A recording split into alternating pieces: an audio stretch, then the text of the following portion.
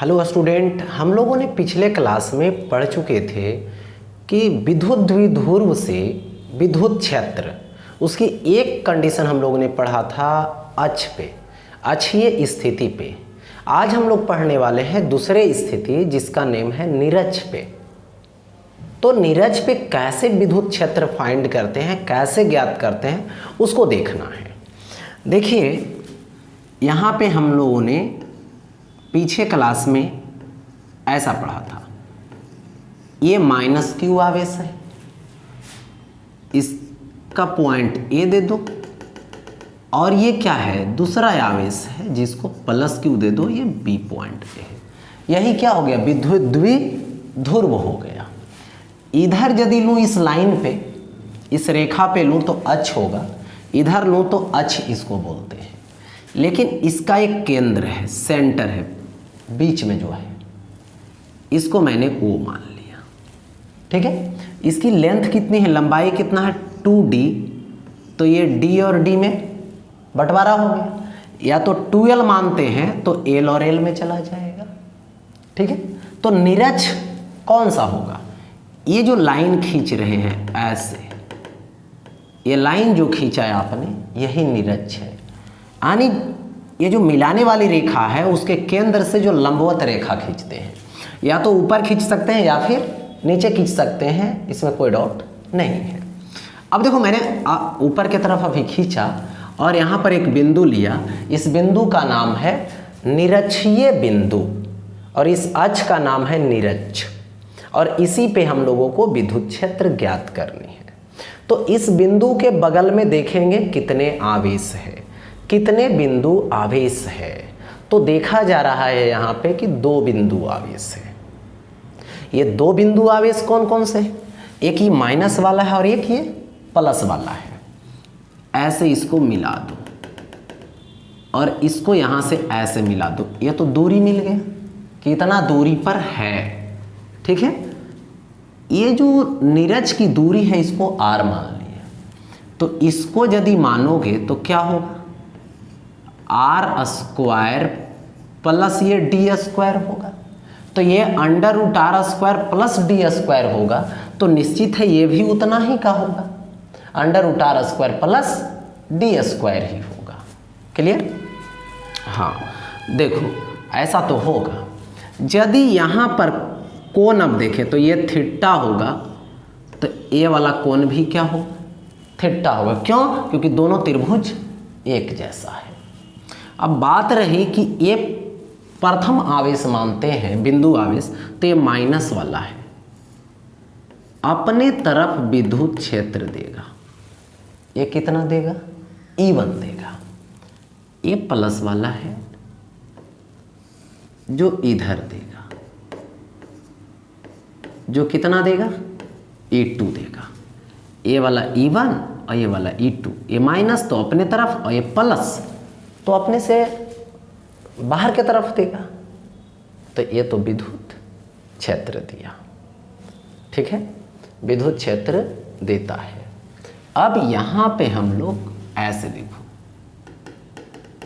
खींच दिए एक्सिस, ऐसे चला जाएगा, तो ये थीटा है तो निश्चित है ये थीटा होगा, ये थीटा है तो निश्चित है कि ये क्या होगा, यहाँ पे थीटा होगा।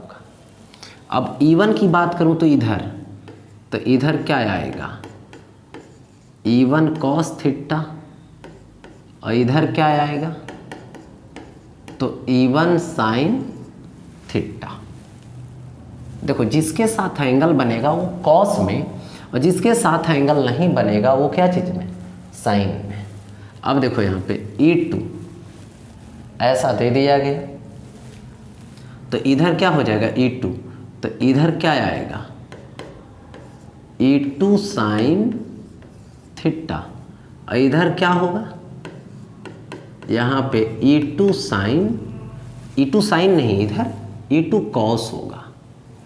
क्यों कॉस होगा, क्योंकि एंगल बना रहा है, E2 कॉस थीटा। ऐसा दे दिया गया। ये सदिश के वियोजन से हुआ। सदिश को हम लोग वियोजन करते हैं जिधर एंगल बनाएगा कॉस में, जिधर एंगल नहीं बनाएगा साइन में, ऐसा। अब देखो E1 निकालें तो इससे, तो जितना दूर इससे उतना ही दूर इससे, जितना बिंदु आवेश का परिमाण इसका है उतना ही इसका है। तो यहाँ पर E1 बराबर E2 आएगा, तो E1 बराबर E2, तो E1 बराबर E2 आएगा तो कितना आएगा KQ बाई दूरी का स्क्वायर, या तो इसका स्क्वायर या तो इसका स्क्वायर, तो R स्क्वायर प्लस क्या आएगा, ये D का स्क्वायर आएगा। तो यहाँ पे KQ by R square plus D square, तो ये क्या आ गया E1 और E2 आ गया, ऐसा दे दिया गया। इस तरह से हम लोगों ने दे रखा है, ठीक है। अब यहाँ पर देखो, इस बिंदु पर परिणामी विद्युत क्षेत्र निकालो। तो इस बिंदु पर दो विद्युत क्षेत्र है, कौन कौन, एक E1 है और एक E2 है, ऐसा। अब देखो E ले लो, तो E1 ले लो, तो E1 का दो कंपोनेंट ऐसे, तो एक इधर जाएगा तो ये होगा माइनस में E1 cos theta i cap, और एक नीचे जा रहा है तो माइनस E1 साइन थीटा, और ये क्या होगा जे कैप होगा, तो दोनों ये क्या चीज़ में माइनस में आएगा। अब E2 लूँगा तो इधर माइनस में, तो माइनस में आ जाएगा E2 cos theta i cap, और ऊपर ले लेंगे तो प्लस क्या होगा E2 साइन थीटा, और ये क्या ले लेंगे यहाँ पे जे कैप ले लेंगे, ऐसा तो दे दिया गया। और दोनों ये आपस में क्या होगा बराबर होगा, दोनों ये आपस में क्या होगा तो बराबर होगा। यहाँ पे देखिए ऐसे होगा आपस में बराबर। अब दोनों आपस में बराबर होगा तो क्या आ जाएगा यहाँ पे E is equal to minus E1 cos theta i cap, और ये क्या आ जाएगा minus E1 sine theta j cap, और ये क्या आ जाएगा माइनस E1 कॉस थीटा, और ये आई कैप आएगा, और प्लस E1 साइन थीटा, और ये जे कैप हो जाएगा। हो गया ऐसा। तो देखिए ये प्लस है ये माइनस है, ये दोनों तो कैंसिल आउट हो जाएगा, जीरो बना लेगा, जीरो। तो ये कितना आएगा देखो, तो E is equal to minus 2E1 cos theta i cap. होगा ऐसा। तो यहाँ पे मोड लगा दिए, यहाँ पे मोड लगा दिए, हो गया ऐसा। E आएगा तो E इज इक्वल टू क्या होगा 2E1 कॉस थीटा हो जाएगा।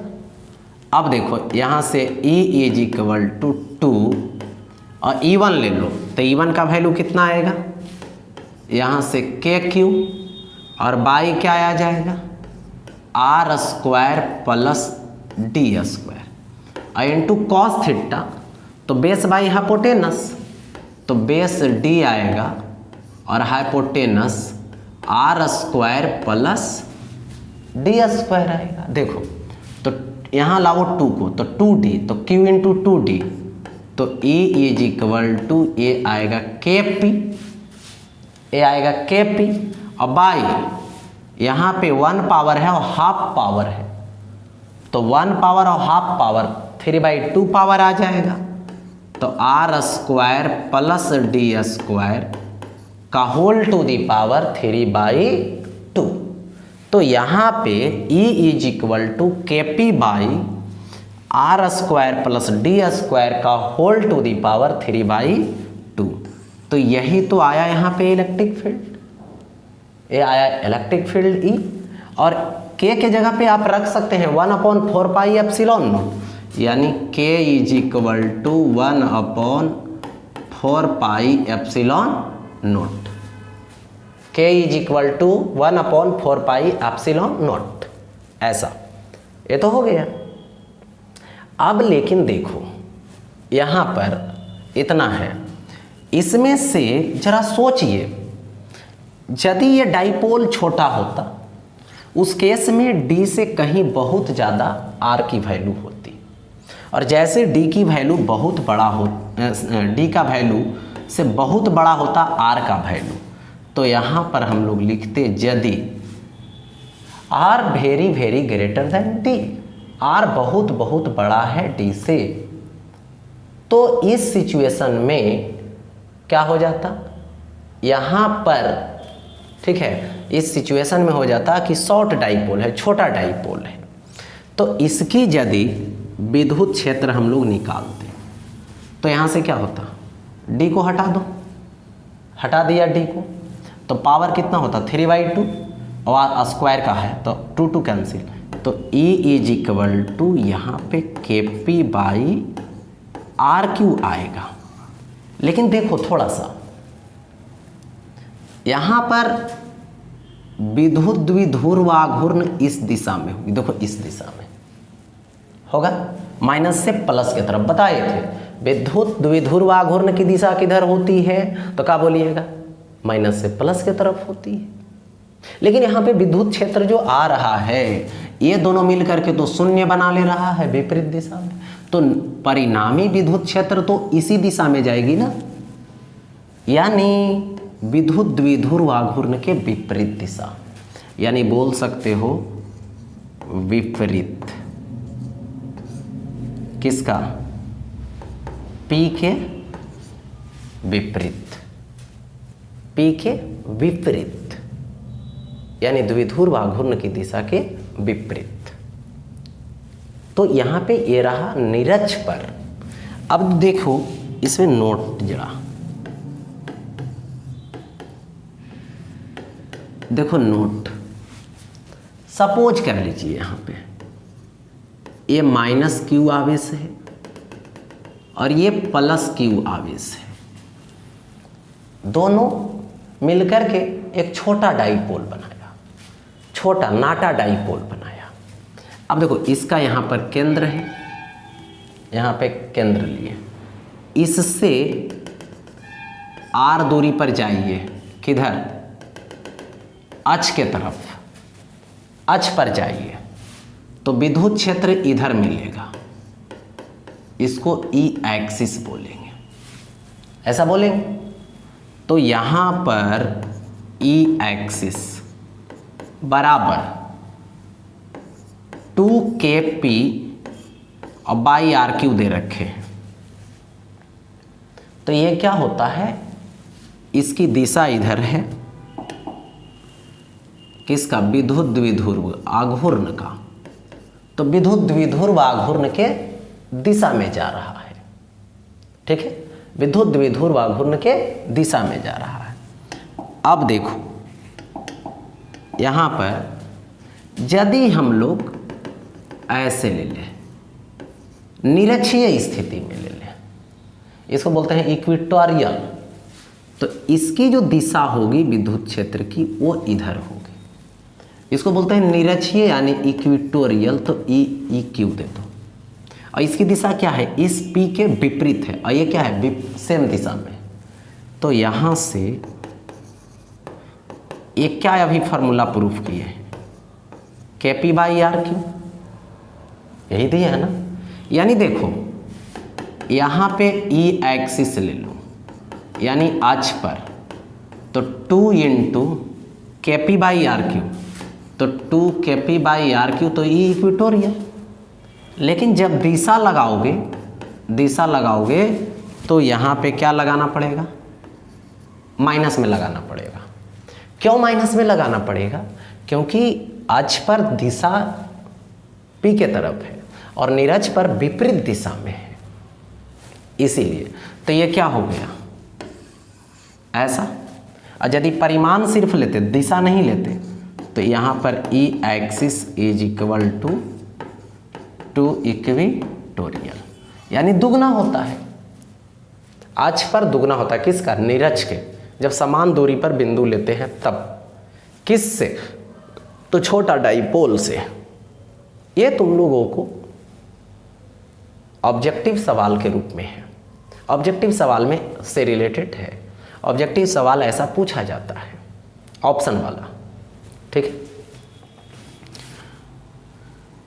अब यहाँ पे देखेंगे, हम लोग बढ़ते हैं आगे। केस नंबर 3, केस नंबर 3 है, और केस नंबर 3 है जिसको बोलते हैं किसी भी बिंदु पर। तो यहां पे लगा दो किसी भी बिंदु पर।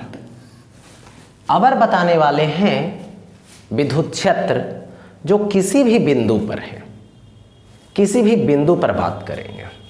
देखो, मान लो यहां पर एक -q आवेश है और एक ये क्या देख रहे हो, +q आवेश, ऐसा दे दिया गया। और ये तो केंद्र है, ठीक है। और यहां पर इधर विद्युत द्विध्रुव आघूर्ण होता है, इधर विद्युत द्विध्रुव आघूर्ण दे दिए। अब देखिए इधर, तो हम लोग किसी भी बिंदु पर लेने वाले हैं। देखो यहाँ पर एक बिंदु ले लिए, इसकी दूरी r है और यहाँ पे केंद्र कितना बना रहा है, केंद्र पर कोण कितना बना रहा है, थीटा बना रहा है। यानी उस बिंदु की, जिस बिंदु पे निकालना चाह रहे हैं, उसकी नियामक देखूं तो 2 है, दूरी r है और कोण यहाँ पे थीटा है। दूरी r है और कोण थीटा है, ऐसा दे दिया। अब देखिए यहां पर इधर एक कंपोनेंट ले लो,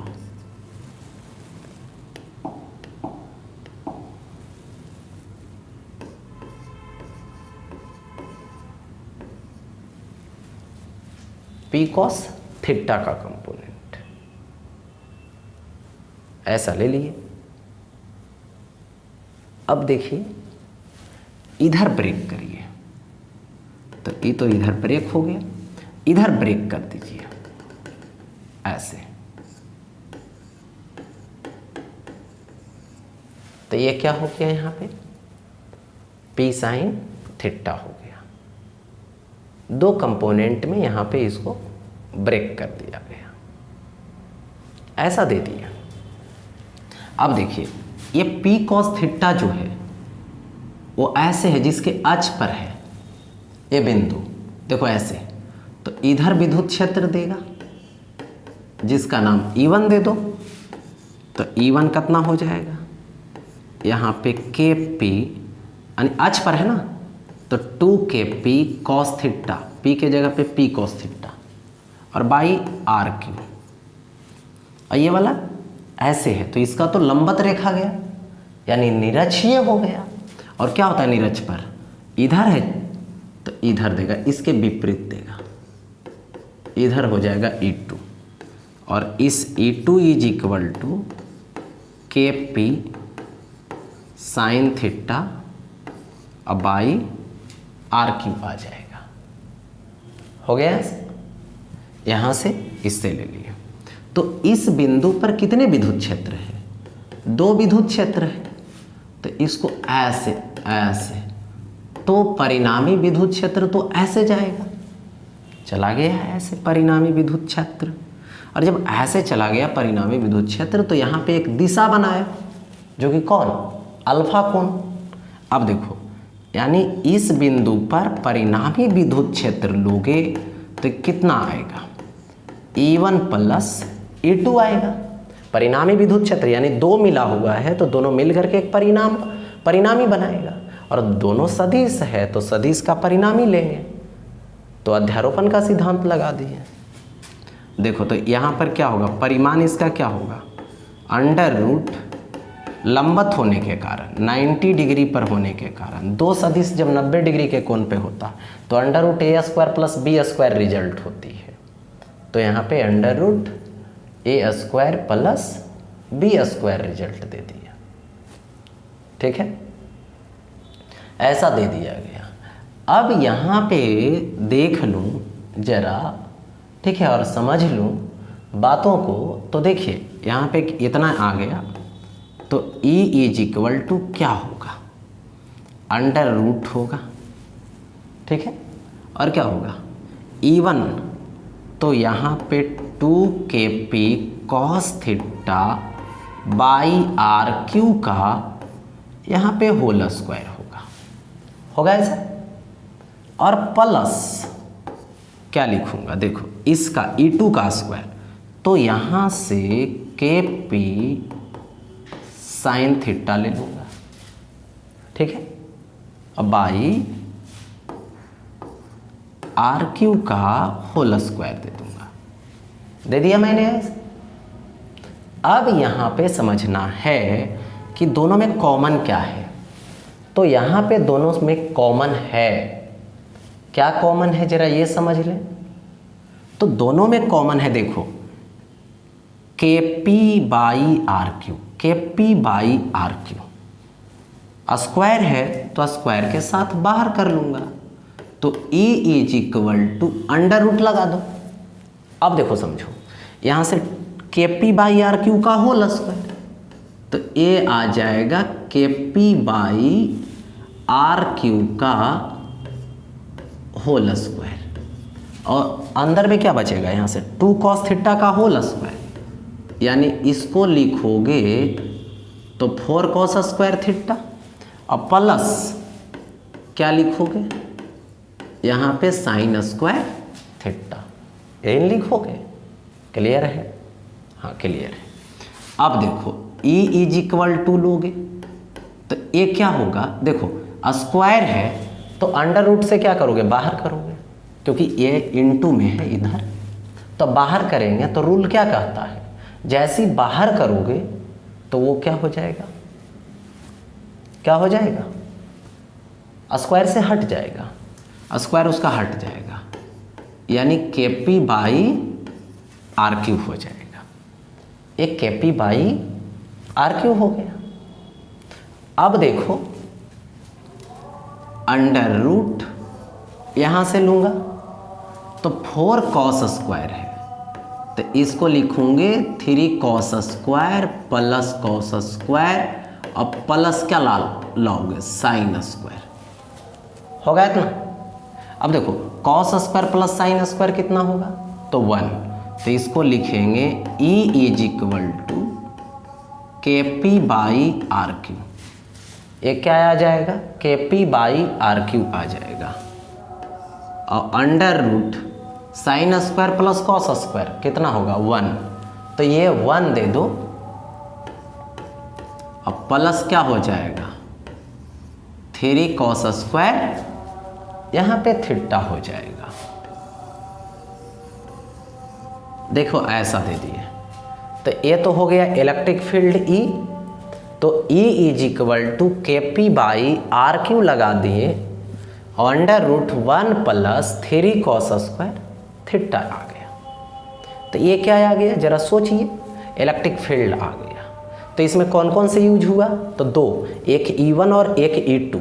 E1 कहाँ से आया ये तो देख लिया आपने कि ये P था, इधर क्षेत्र निकालना है तो इधर कंपोनेंट लिए, तो P cos थीटा जो इसके अक्ष पर हो गया, तो अक्षीय स्थिति वाला कंडीशन लगा दिए 2kp, तो P के जगह पे P cos theta by are Q हो गया। और एक इधर कंपोनेंट तोड़े हैं तो P साइन थीटा, यानी इधर ऐसे, तो ये निरक्ष हो जाएगा, तो निरक्ष पर ले लूँगा तो E2 is equal to kp sine theta by are Q आ जाएगा। और दोनों को फिर सॉल्व कर लो। अब मुझे क्या चाहिए, ये तो आ गया यहाँ पर, इसको क्या लिखेंगे, परिमाण। परिमाण हो गया विद्युत क्षेत्र का। अब क्या लेना है, दिशा लेना है। यहाँ पे क्या लेंगे, दिशा लेंगे। तो दिशा कैसे निकालेंगे ये जरा देखना है। तो दिशा निकालना है तो दिशा अल्फा देगा, यानी कौन, tan अल्फा। तो देखो दिशा में tan अल्फा लगा दो तो क्या होगा, ये होगा लंब, ये होगा आधार। देखो तो ये आएगा E2/E1, तो ये तो E2/E1 मैंने कर दिया, ठीक है, E2/E1 मैंने कर दिया है। अब इसमें देखो यहाँ से tan अल्फा, तो E2/E1, तो E2 का वैल्यू कितना आएगा, देखो KP sin theta, KP sin theta by RQ, अब बाई में आ जाएगा, यहाँ से 2KP